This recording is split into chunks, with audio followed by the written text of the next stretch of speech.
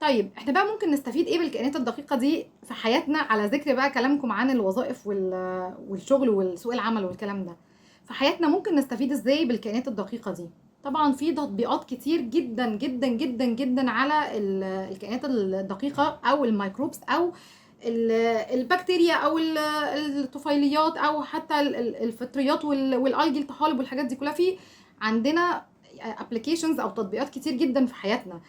يعني مثلا انتوا اكيد عارفين ان عمليه التخمر معتمده بشكل اساسي على الكائنات الدقيقه. بتدخل في صناعات كتيره عمليه التخمر دي، مثلا في صناعه المخبوزات، في صناعه الخمور، في صناعه الزبادي.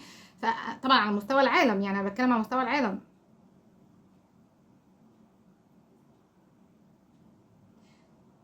الفاج واستخدامه كبديل للمضاد الحيوي.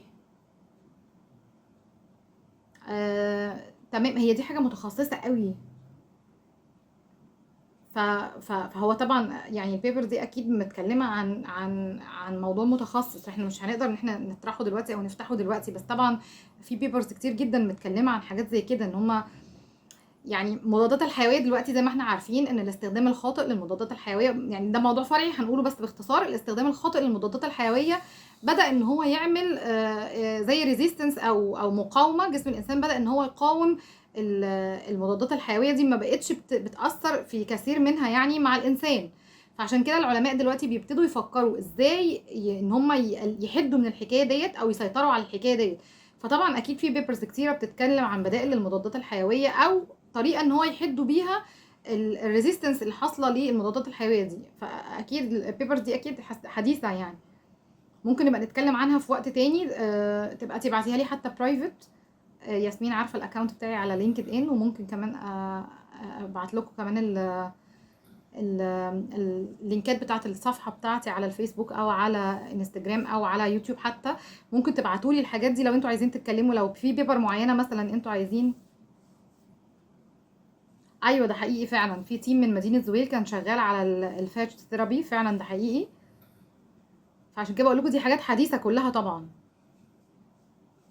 ممكن لو حابين ان احنا نتكلم في حاجه زي كده، او لو في بيبرز معينه حابين ان احنا نوضحها او نشرحها، انا ممكن اعمل معاكم سيشن تانية. او حتى لو عايزين تتابعوني على التشانل بتاعتي على اليوتيوب، هتلاقوني انا موجوده عندي تشانل على اليوتيوب، وكل وسائل التواصل هتلاقوني برضو موجوده فيها اكونتس ليا. ممكن ابعتها لياسمين بما ان هي منسقه السيشن دي، وهي تبعتها لكم، بحيث لو عايزين اي موضوع نتكلم عنه حتى ممكن اعمله فيديو على اليوتيوب وتقولوا لي برضو ارائكم. انا يعني حابه جدا انه الناس الشانل بتاعتي على اليوتيوب ديت انا عاملاها لغير المتخصصين صحيح، لكن حابه برضو ان الناس المتخصصين معايا يشاركوني فيها، لاني عايزه، انا وجهة نظري من ناحيه العلوم، ان احنا ممكن نبسط العلوم ونوصلها للناس بطريقه كويسه، بطريقه بسيطه، بحيث ان هم يبقوا على درايه بالعلم كويس جدا، بس من غير ما نحسسهم ان الموضوع صعب. فممكن ان احنا ناخد مثلا بيبرز معينه زي اللي انتوا بتحكوا فيها دي، او حاجه يعني حاجه تعتبر انجاز زي التيم بتاع مدينه زويل اللي انتوا بتحكوا عنه ده. انا حتى احب ان هم يدعوني ان انا اروح اشوف الشغل بتاعهم. انا بعمل كده، بروح اشوف الحاجات دي وممكن نصور معاهم على على الشانل بتاعتنا على اليوتيوب، ان احنا نشوف الحاجات دي عشان توصل للناس. احنا عايزين نوصل للناس يعني للعلم يعني نوصل العلم للناس بشكل مبسط، علشان ما يبقوش حاسين ان العلم دي حاجه بعيده قوي وصعبه واحنا مش هنقدر ان احنا نفهمها او نتعامل معاها او نقتنع بيها. لا، احنا ممكن نوصل العلم ده بشكل بسيط وسهل. مش لازم نقول تفاصيل عميقه وحاجات صعبه، مش لازم نعمل كده، لان الغير متخصصين مش محتاجين ان هم يعرفوا التفاصيل او المصطلحات الصعبه عليهم دول. محتاجين بس ان هم يعرفوا الكونسبت او المعلومه العامه لاي علم احنا بنتكلم عنه او اي موضوع علمي. فممكن تبعتوا لي بقى في رسائل برايفت، هبعت لياسمين كل الكونتاكتس بتاعتي، وممكن تبعتوا لي في رسائل برايفت لو عايزين نتكلم في اي حاجه متخصصه كده. طيب نرجع بقى للابلكيشنز اللي احنا كنا بنتكلم عنها. قلنا مثلا ان احنا الميكروبس ممكن تدخل معانا في عمليه التخمر. قلنا دي بتدخل في صناعات كتيره زي المخبوزات، زي برضو صناعه الخمور، صناعه الزبادي. قلنا ممكن تدخل في صناعات الغذائيه زي صناعه منتجات الالبان. ممكن زي ما اتكلمنا دلوقتي ان هي في بتدخل في كثير من الادويه بتبقى معتمده على الميكروبس او الكائنات الدقيقه. المضادات الحيويه زي ما قلتوا برضو، كل الحاجات دي صناعات هي اوريدي فعلا بنستخدم فيها المايكرو اورجانيزمز في الصناعه بتاعتنا، او في الحاجه اللي احنا بنستخرجها منها، او الحاجه اللي احنا بنصنعها. بنستخدم فعلا الكائنات الدقيقه. يعني في صناعات قايمه على الحاجه دي، مش مفيش، لا، في تطبيقات كتير جدا في حياتنا قايمه على الصناعه دي فعلا، او قايمه على العلم ده فعلا، قايمه على علم الكائنات الدقيقه فعلا، واحنا بنستخدمها في حياتنا و... واحنا يعني قايم عليها صناعات قايمه بذاتها، بتعتبر اقتصاد لدول كتيره. لكن انا النهارده حابه اكلمكم عن تطبيق بقى جديد نوفي، عشان احنا النهارده بنتكلم على الانوفيتيف ابلكيشنز، يعني حاجات كلها مبتكره. فانتوا طبعا عارفين اكيد ودرستوا برضو في السنوات الدراسه بتاعتكم، سواء كنتوا لسه في سنه اولى او حتى السينيورز منكم، درسوا اكيد ان عمليه التخمر دي بتبقى لها صناعات كتيره، وان معتمده اساسا على المايكرو اورجانيزمز. ودرستوا اكيد ان صناعات الالبان يعني، واحنا عارفين بطبيعتنا، حتى عارفين واحنا صغيرين ان الزبادي بيبقى فيه ميكروبس هي اللي بتبقى مسؤوله عن صناعه الزبادي. فاحنا عارفين الكلام ده وموجود في حياتنا. لكن ايه الحاجه بقى المبتكره او الجديده اللي ممكن العلم ده يدخل فيه؟ العلم ده بيعمل حاجات زي السحر كده، حاجات ساحره. ففي شركه بريطانيه اسمها مودرن سينثيسيس، يعني الصناعات الحديثه او التخليق الحديث، بدات انها تفكر انها تنشئ فئه جديده من المواد المستدامه القابله للتحلل. يعني ايه بقى؟ يعني ايه مواد مستدامه قابله للتحلل؟ يعني مواد معينه جديده مستدامه، يعني بتدوم معانا، قابله للتحلل، يعني تقدر تتحلل. طب عملوا الحكايه دي ازاي، او عملوا بيها ايه، او ايه الصناعه اللي هم كانوا بيتكلموا عنها يعني علشان يعملوا الماده دي او الفئه دي الجديده من المواد دي؟ الشركه دي بالظبط حاجه زي البلاستيك الحيوي يا ماهي.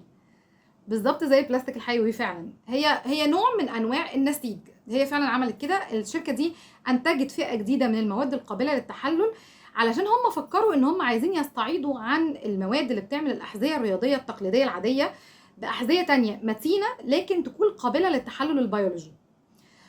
فكروا في الفكره دي وبداوا ان هم فعلا يصنعوا نموذج اولي للاحذيه دي في المختبر بتاعهم. ابتدوا ان هم يفكروا في الفكره دي سنه 2020، وبداوا ان هم فعلا يعملوا الحذاء الجديد دوت مصنوع من ماده النانو سيلولوز. بقى الحذاء ده مصنوع بشكل طبيعي جدا، وممكن ان انا اعمل تعديل وراثي للمايكرو اورجانيزم اللي انا استخدمتها علشان اعمل الصناعه ديت، علشان كمان ان انا اغير لون الحذاء، فابتدي اعمل بشكل طبيعي صبغ ذاتي، يعني النانو سيلولوز دوت يبقى ملون كمان. وابتدوا فعلا ان هم يشكلوا الحذاء دوت عن طريق تقنيات التشكيل بتاعه الاحذيه التقليديه. بداوا يعملوا شكل للشوز او للحذاء الشكل التقليدي، وفي فيديو لده على اليوتيوب، انا ممكن ابقى ابعته لكم برده بعد السيشن، بس انا يعني مش عايزه اشغلكم دلوقتي ان انا ابعت لكم فيديو تتفرجوا عليه واحنا شغالين. ممكن ابعت لكم الفيديو ده بعد السيشن تشوفوا. هو يعني فيديو مختصر كده لشكل الشكل المبدئي لعمل الشوز دي او الاحذيه الرياضيه ديت. فبداوا في صناعه حاجه اسمها النسيج الميكروبي. هو فعلا زي ما قلتوا كده زي البلاستيك الحيوي، بس ده نسيج بقى، حاجه منسوجات. بداوا ان هم يعملوا حاجه اسمها النسيج الميكروبي، ونشروا الفكره بتاعتهم دي في تقرير في المجله الدوريه النيتشر بايوتكنولوجي في 9 اغسطس سنه 2020. يعني شايفين الموضوع ده حديث قد ايه، اللي هو احنا 4 سنين بس. فهم ده يعني يعتبر احدث حاجه او اكتر حاجه حديثه بداوا ان هم يستخدموا فيها ابلكيشن على الميكروبز والمايكرو اورجانيزمز وعلم الميكروبيولوجي نفسه، ان احنا نقدر ان احنا ندخله في صناعه زي دي. فابتدت المؤسسين بتوع الشركه دي، المؤسسه جين كين وبين ريف، دول الاثنين دول هم مؤسسين الشركه. ابتدوا الاثنين ان هم اسسوا الشركه بتاعتهم دي في سنه 2020، سموها مودرن سينثيسيس، يعني الصناعات الحديثه او التخليق الحديث للتكنولوجيا الحيويه. ومكانها مقرها الشركه دي في لندن.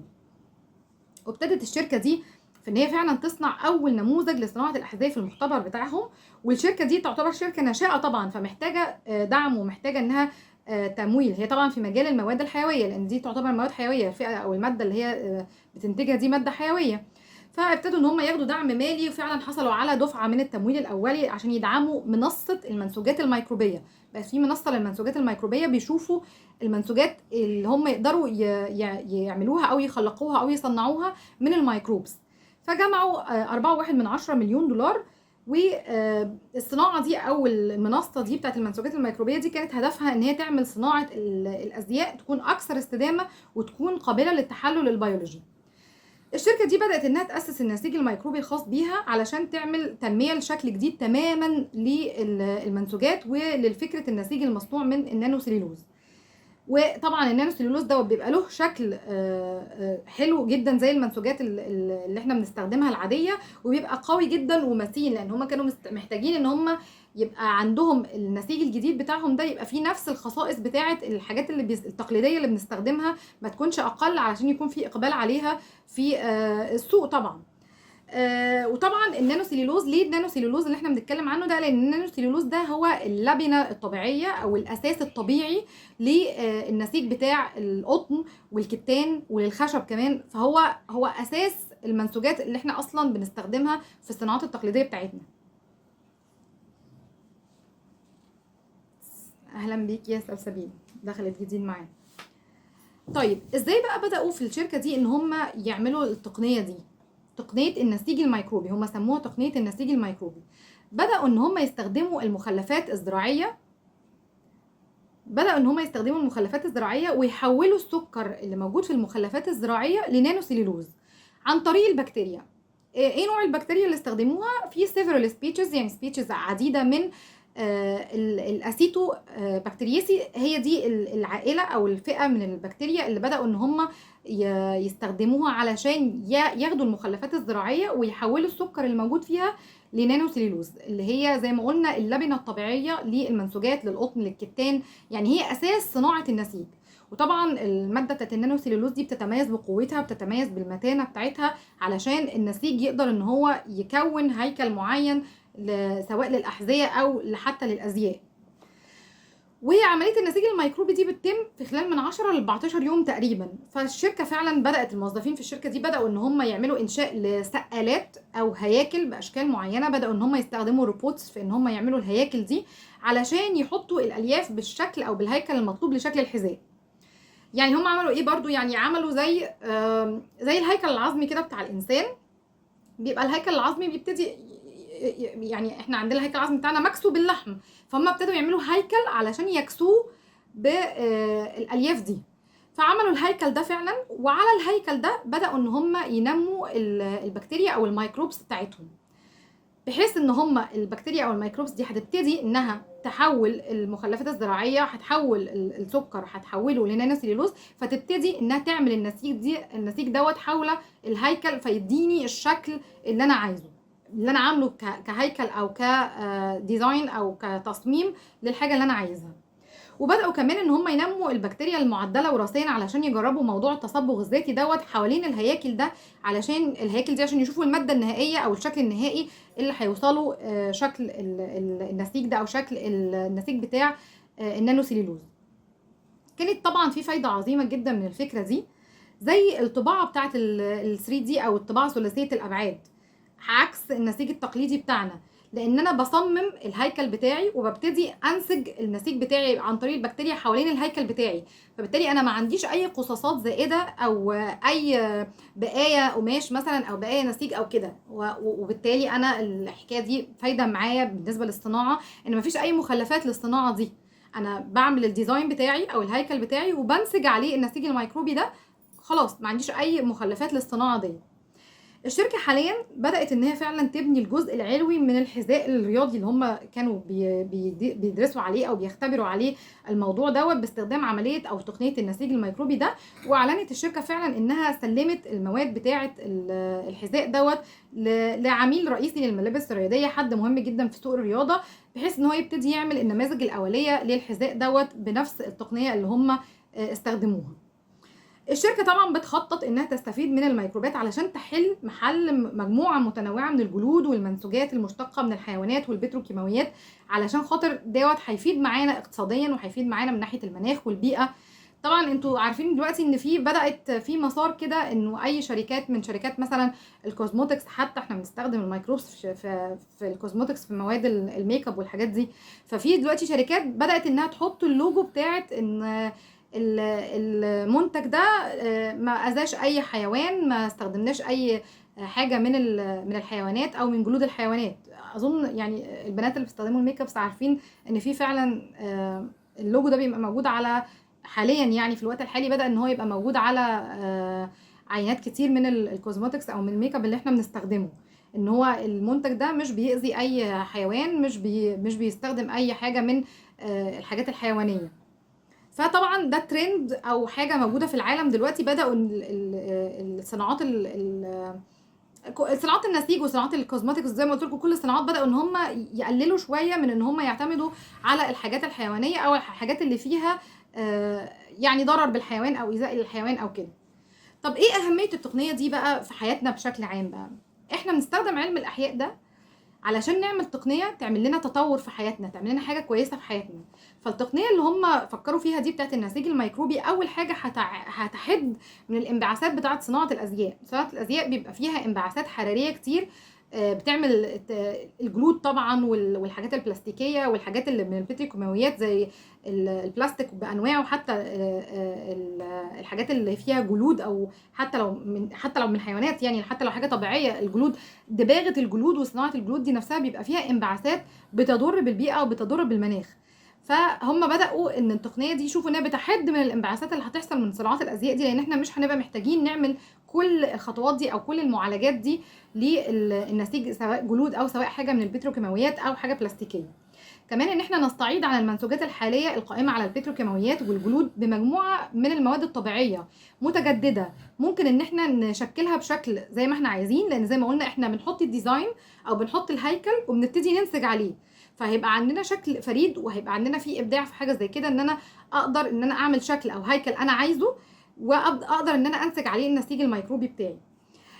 حاجه كمان ان انا بدل من ان انا احاول انشئ نسخه طبق الاصل من الجلد الطبيعي، الجلد الحيواني، ممكن ان انا اركز دلوقتي على ان انا اطور نوع جديد تماما من المواد. بدل ما انا عايز اعمل جلد صناعي علشان يبقى شبه الجلد الطبيعي، ممكن ان انا دلوقتي اضخ اموال او اضخ اهتمام او ابحاث او دراسات في النوع دوت، وان انا اطوره. ده نوع جديد جدا من المواد، فئه جديده جدا هتنتج فئه منفصله تماما من المواد الجديده للمنتوجات دي. هتعتبر ماده هجينه او مركبه، لان احنا زي ما قلنا ان هي ممكن ان انا هستفيد ان انا المخلفات الزراعيه بتاعتي ان انا اقضي عليها او ان انا اتخلص منها، في ان انا هحول السكر اللي فيها للماده اللي انا محتاجاها في النسيج بتاعي. وكمان مش هبقى عندي اي قصاصات او مخلفات للصناعه بتاعتي دي. فان انا هاخد المواد الجديده دي واخليها تحل محل المواد اللي انا بستخدمها في الاحذيه الرياضيه المصنوعه من الحيوانات والبتروكيماويات، وتبقى الاحذيه الجديده بتاعتي دي قابله للتحلل البيولوجي، لكن في نفس الوقت هي محافظه على الصفه بتاعتها في انها متينه.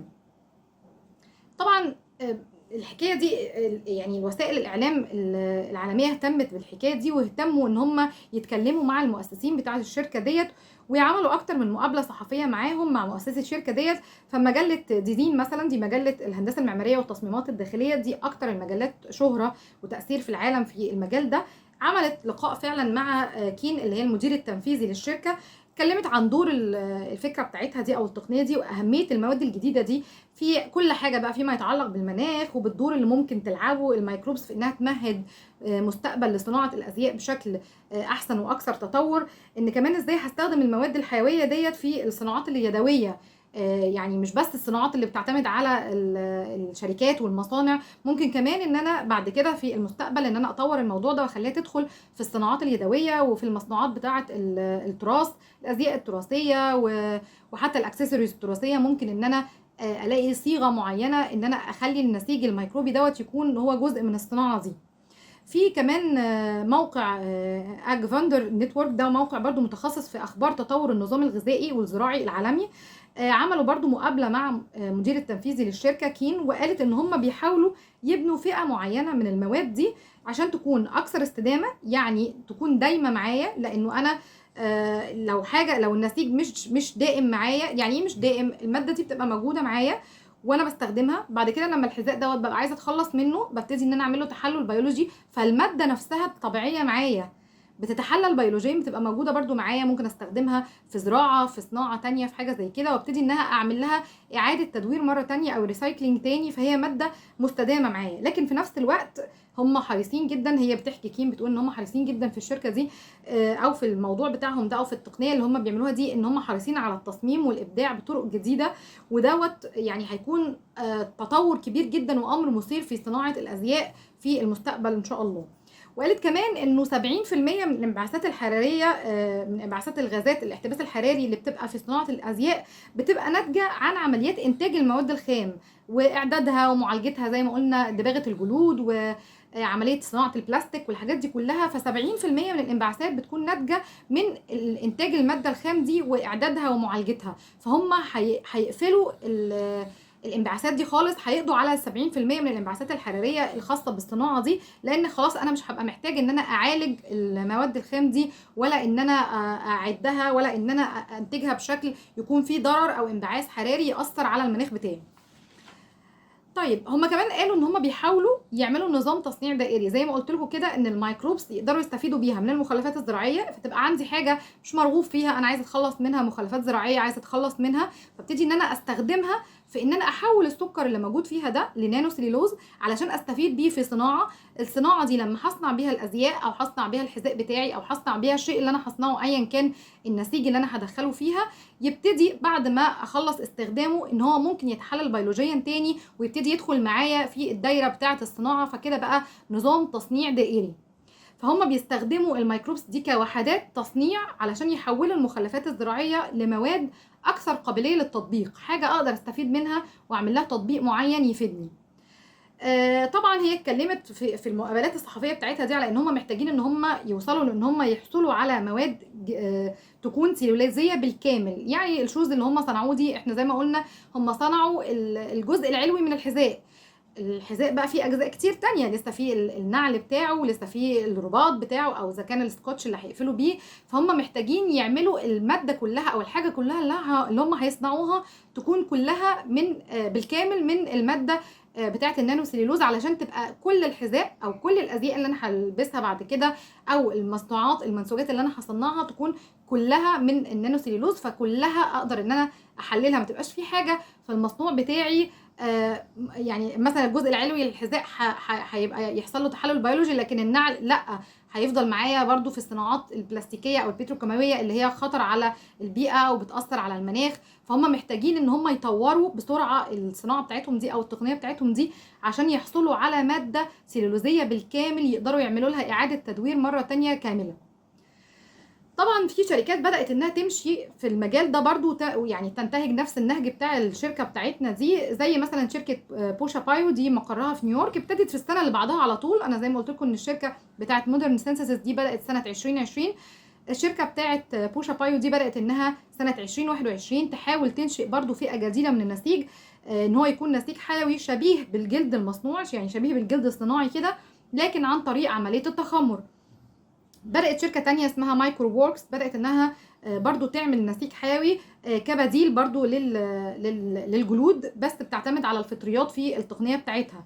والشركة دي حصلت على 125 مليون دولار كدعم علشان تقدر انها تواصل الابحاث والدراسات بتاعتها والتطوير للتقنية بتاعتها والصناعة بتاعتها دي.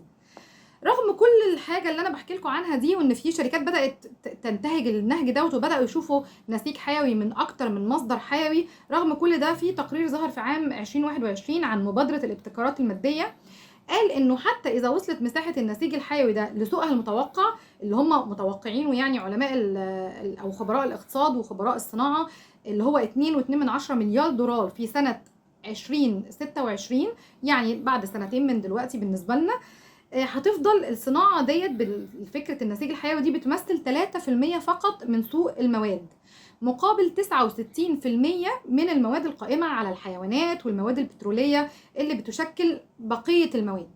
يعني معنى كده ان انا دلوقتي بكل الدراسات دي وبكل الابحاث دي، ورغم ان دي حاجه متطوره جدا وعظيمه ان هم بداوا ينتهجوا النهج ده او يمشوا في النهج ده، لكن انا لسه 3%، يعني سنه 2026 هبقى 3% بس، ولو فضلوا ماشيين بنفس المعدل اللي الخبراء حاسبينه هبقى 3% بس من سوق المواد، لكن لسه عندي 69% معتمد على البتروكيماويات، معتمد على الجلود، معتمد على الحاجات اللي هي بتبقى بالنسبه لي مضره بالمناخ ومضره بالبيئه.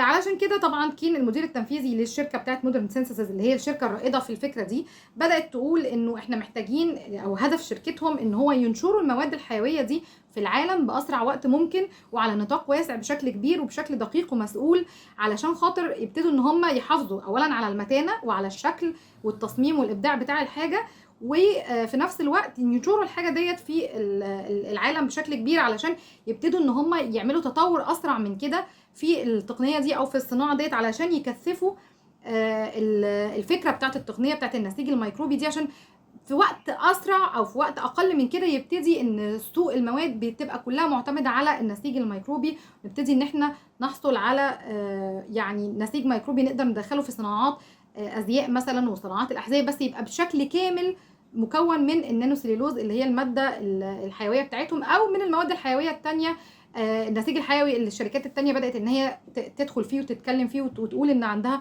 تقنية للصناعات دي. وعشان كده هم بيكثفوا بقى موارد البحث والتطوير بتاعتهم علشان يسرعوا العملية ديت، ويبتدوا ان هم يعني بيسابقوا الزمن زي ما بيقولوا، علشان خاطر يبتدوا ان هم يحدوا من استخدام الجلود والحاجات البتروكيماوية اللي موجودة في الصناعات بتاعت الازياء وصناعات الاحذية وكل الصناعات اللي بتبقى معتمدة على النسيج. انا طولت عليكم جدا النهارده، بس يعني كنت حابه جدا ان انا اكون معاكم بجد، وكنت مبسوطه قوي بالتجربه دي، وشكرا بجد لياسمين لان هي صاحبه الفكره وصاحبه الترتيب بتاع السيشن ده. وبجد يعني انا اتبسطت جدا وانا موجوده معاكم، ويا ريت اكون يعني قدرت ان انا اقول لكم حاجه يعني عن الجنرال مايكروبيولوجي، مش الميكروبيولوجي، مش العلم بشكل كامل، لان طبعا العلم ده كبير قوي وموضوعاته كتيره ومتشعبه.